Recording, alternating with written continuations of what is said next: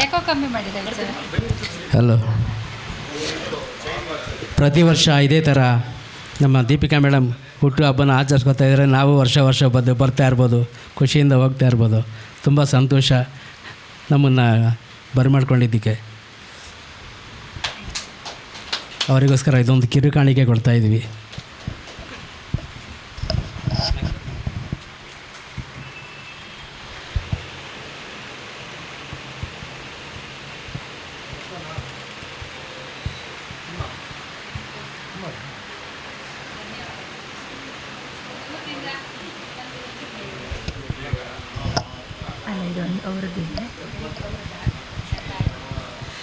ತುಂಬ ದೂರದಿಂದ ಮೈಸೂರಿಂದ ಬಂದಿದ್ದಾರೆ ನಮ್ಮ ಶ್ರೀನಿವಾಸ್ ಸರ್ ಹಾಗೆ ಮೇಡಮ್ ಅವರ ಧರ್ಮಪತ್ನಿ. ಪ್ರತಿ ಸಲನೂ ನಾನು ಕರೆದಾಗೆಲ್ಲ ಅಷ್ಟು ದೂರದಿಂದ ಬರ್ತಾರೆ, ಅದೊಂದು ಖುಷಿಯ ವಿಚಾರ.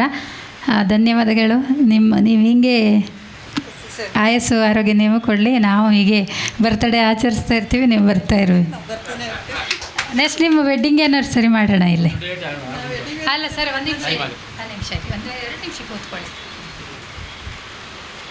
ಯಾವುದು